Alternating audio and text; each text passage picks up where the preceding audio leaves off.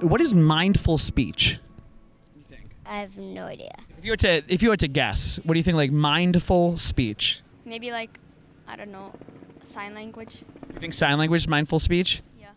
The primary educational topic of this 30-day endeavor is to define what Lashon Hara, negative speech, is, and what kinds of things one shouldn't say. Sometimes, however, the right thing to do is to speak up and say something that otherwise might be considered Lashon Hara. Why would it be correct to say something negative about someone?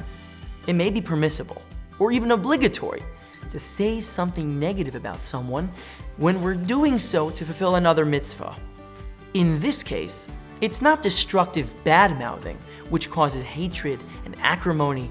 It's purposeful communication to accomplish a positive, constructive goal. This is probably the most complicated topic of the month because we're walking a fine line, being careful not to say Lashon Hara, but speaking up when it's the right thing to do. Before we begin, let's be clear. If speaking up could save someone from danger, such as from a predator or an abusive relationship, we must do so.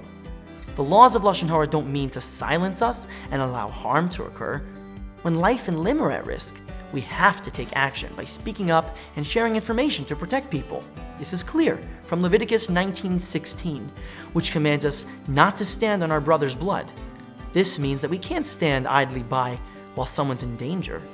We're required to help.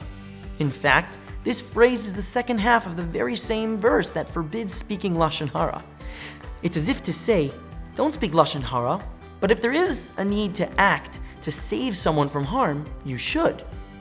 Generally speaking, however, the question of what to say is not literally a life or death issue.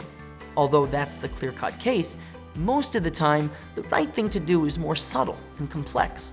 We still may need to speak up, but there are additional factors to consider, many of which we'll discuss in the coming days.